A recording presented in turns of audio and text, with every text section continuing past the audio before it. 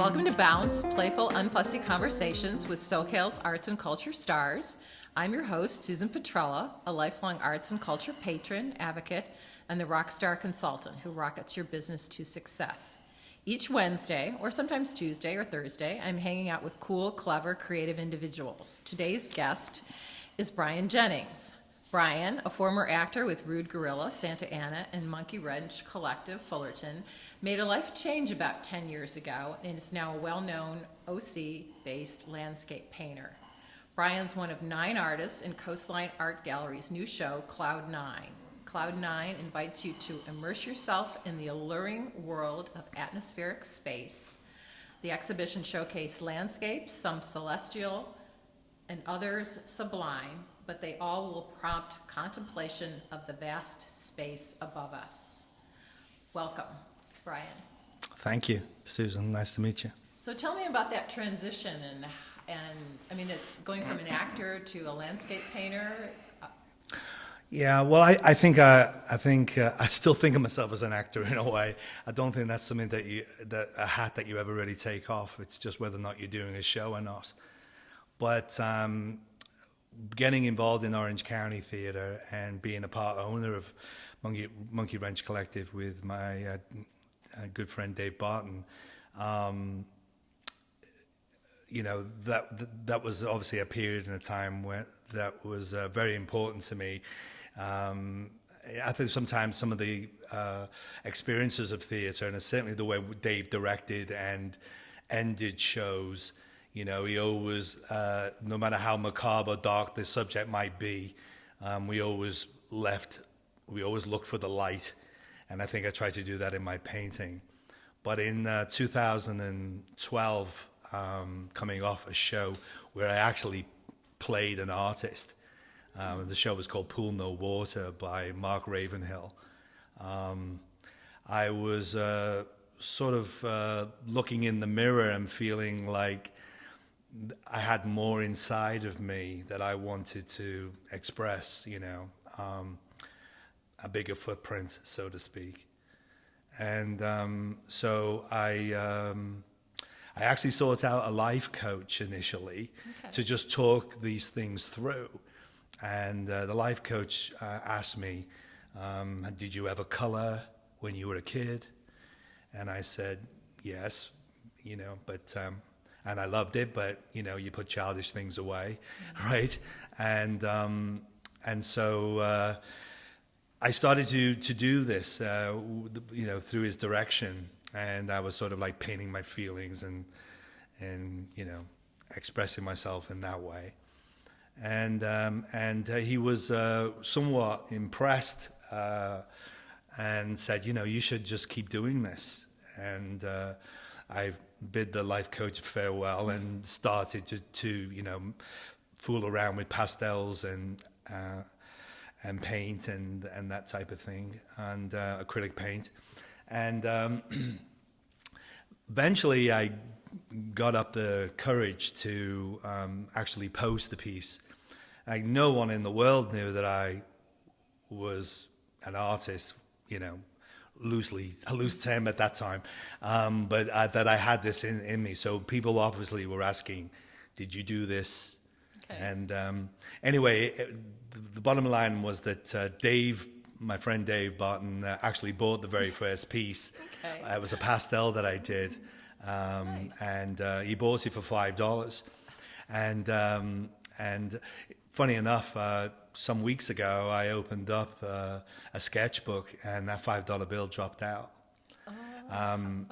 I've never spent any money that I've ever made from art. And so this was actually a $5 bill that, you know, I'll probably, you know, pass on to my children's children. I was going to say, kind of a reminder of where you started from. Yeah. But basically then, and again, my friend Dave is a big influence because he was an art critic at the time. And he would go to art shows and stuff and to you know, write reviews. And he invited me along. And so I started to see you know, more and more artists. We would go to every gallery in Orange County, And we would talk about it, and then, you know, on the Wednesday when he did his article, you could find out whether or not we thought it was any good, right? Yeah, and that was a you know, huge influence for me to suddenly to be out. I just started to eat art history, really. I fell in love with the New York School, the abstract expressionist movement. And for someone who, when I came to this country, only knew who Picasso and Jackson Pollock were, that was huge, you know. So suddenly I'm looking at Joan Mitchell or Franz Klein or, you know, Mark Rothko or William de Kooning and all of that gang, all those irascibles, in so to speak. And so I then just started, as I got a studio, to practice and paint with oil paints, and I just copied everyone. And I came to the conclusion that everything I got wrong was me, right? Okay. Because, you know, if you're copying someone.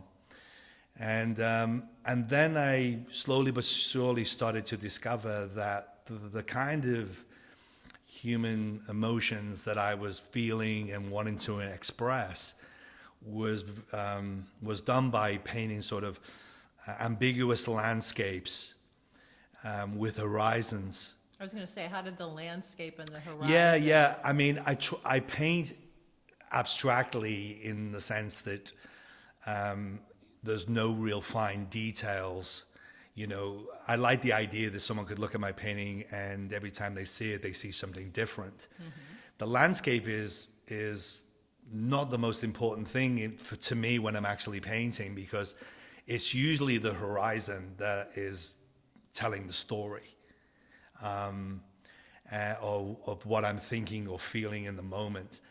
And I think that everyone has those same feelings. And I'm hoping that when someone sees my painting, they feel before they think.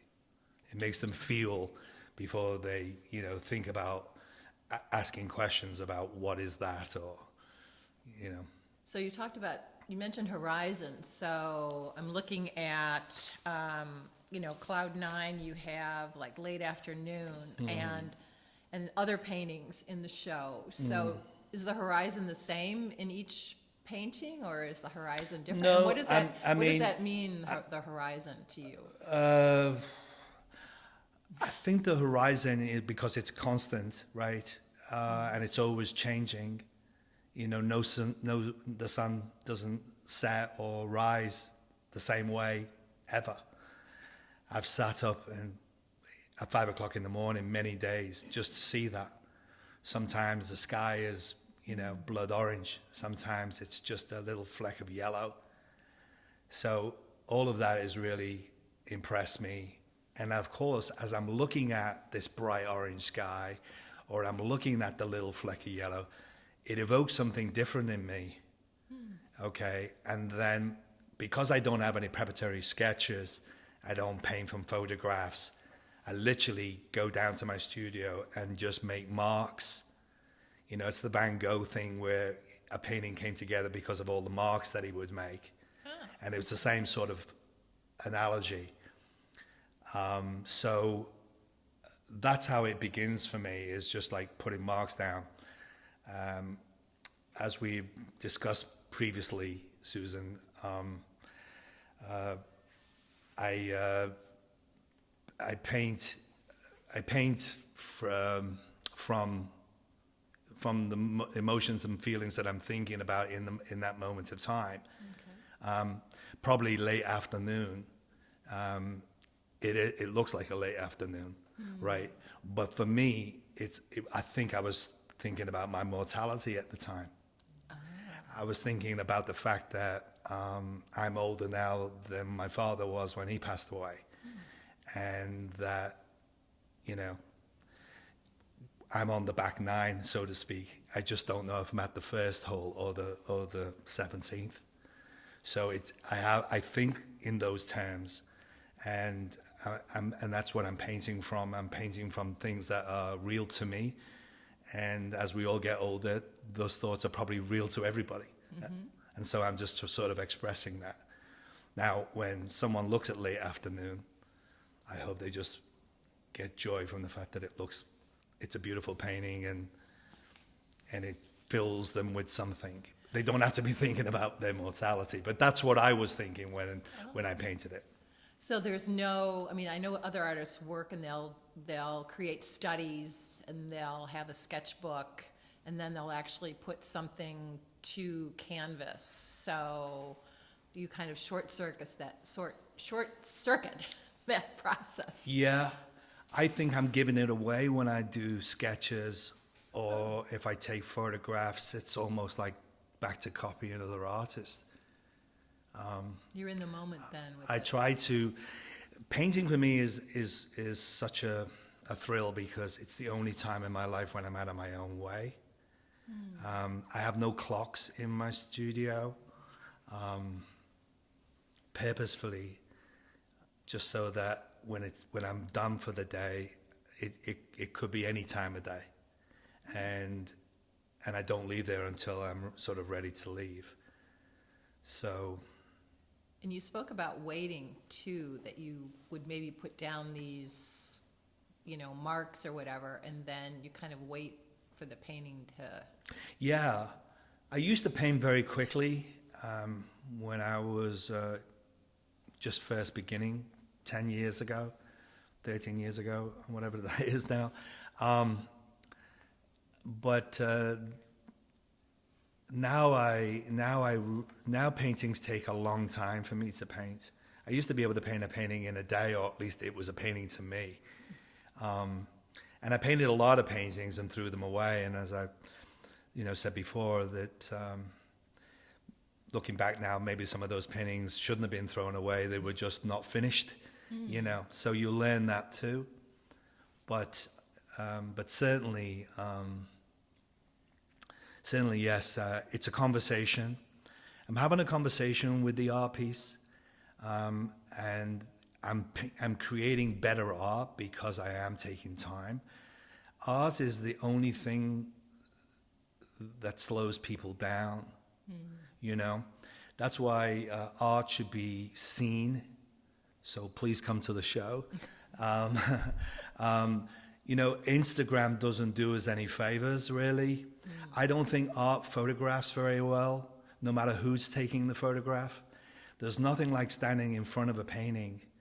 I get a huge thrill to go to LACMA and stand in front of a Picasso and know that I'm only the 18 inches away from the canvas that Picasso was when he created it.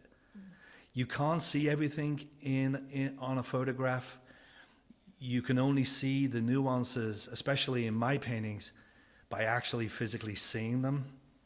I've had people actually say, when they've seen my work live, oh, I didn't notice that color. Oh, I didn't notice that angle. Oh, I didn't notice that. And that's because on Instagram, if you're lucky, you get 10 seconds, right?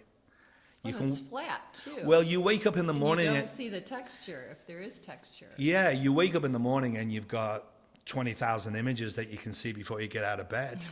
And if you've just posted a picture of a painting, you're lucky if someone gives you 5 seconds. Anything longer than that. Well, when somebody comes to the gallery and looks at any of the paintings at this show, they can see everything. And, and if they look, which is what it's all about, it's about really looking. It's not about glimpsing. And that's what you're doing when you're on Instagram. You're glimpsing. It's about looking. And when you look is when you're going to get the whole message. So who gets the paintings then? Is it, there's a certain market that's on Instagram or whatever, but you use Instagram to sell though too. We were talking about that. I mean, obviously I do what every other artist does, I paint and when I'm finally happy that it's something that I want the world to see, I will post it. And at the time that I post it, that's when I'm no longer involved with the painting, so to speak. Because this conversation that I have when I'm painting is between me and the canvas, and we battle it out. Okay, it's a battle. And only when it's finally done, I come out, and when I show it to the world comes in. At that point, I got nothing more to do with it other than just say, yes, I did it. Is it emotionally exhausting then if it's a battle? No, it's a fun battle in that I try things. You will abstract those things sometimes. It's all about putting in and taking out. That's what great painting's about, I think. It's about trying. It's about pushing. There are times when I'll finish and be happy, and then turn it upside down and just make a mark, and then turn it back up the right way again and look at it, and just what that mark did just changes the whole inflection of everything. So there's a lot of that play that goes on, but there has to be a point where the public come in, and they come in and I get out when it's done. Okay. When there's no more to be done, and I go over each painting by the inch, and before I say yes, it's done, and then post it. And if there's anything that can be changed or taken away, then I do that. And if I'm not 100% sure, then it just continues to sit there. Okay. And you work one at a time? Yes, I can only work one at a time. I'm very envious of artists and painters who can paint 3 or 4 things on the go. I just certainly, or have 3 or 4 things going on. I can't do it because it is an emotional journey for me when I'm painting, and I'm trying to sort of stay in that vein. If I had another canvas there and then went over and did some marks on another canvas, I don't know what I'd be thinking. I mean, the canvas starts off completely white, and I rub my hands all over it. I literally pray over it for a moment. And then I stand back, and then I'll put the first wash of color in. And then from that point on, I just start making marks, and it goes from there. Okay, so if late afternoon and thinking about mortality, let's go to some of the other paintings then we have here. How about Southwest? Which is when I was acting Southwest, I spent some time acting in shows in Albuquerque, New Mexico, and Southwest is an image that sort of, when I think back on those times of being in New Mexico, Southwest sort of evokes that feeling that I had. I think primarily the memory I have more than anything else was the first time that I was going there, and I was on Southwest looking out the window as it was landing, and I think that's the image that I saw. It was like the sky was orange, and the landscape was very ambiguous. And then there was the mountains in the background, and I guess I just painted that from memory, really. Okay. So what about Daylight? Daylight's another painting. Daylight's a positive painting, because it's about the beginning. It's about the beginning of the day. It's about the beginning of a new project. It's about the beginning of a new relationship, and the light that comes from that. It's a very special light, and as I said, when I've sat up and watched the sun come up, it's only really brilliant for a few seconds. Just like when you sit at the beach and you watch the sun go down, the magic is only it's just a moment. You're capturing a moment. I like to think in Daylight, I'm just sort of capturing that moment where the light is just scattershot across the landscape, and but it's all for me. It's about new beginnings. It's about I wasn't thinking about my mortality when I painted it. So what's next? So will you move away from landscape You know, in the future. If I could develop, I'm probably going to need another 30 years on the planet to do what I'm about to say, but because I'm pretty young when it comes to painting, but yeah, I'd love to be able to paint like William de Kooning when he moved from New York to Long Island, and then he started painting the landscape. You know, there's not an awful lot of horizon in that work, and I'd like to think that I could, you know, eventually move in that sort of direction. But we'll see. The clouds. I love clouds and I love trees. These are two things that I really love, and I've been able to, you know, clouds tell the story of everything for me, the horizon. So maybe I'll paint a few trees. I don't know. We'll see. Okay, looking forward to that. Well, thank you, Bryan, for sharing your story with us. You've made Bounce Bounce. A special thank you to our generous sponsor, Coastline College, its Fine Arts Department and Art Gallery, David Michael Lee, Director, Curator, Professor. He's also our wonderful producer. Thank you, David. And until next time. Thanks, Susan. It was a pleasure.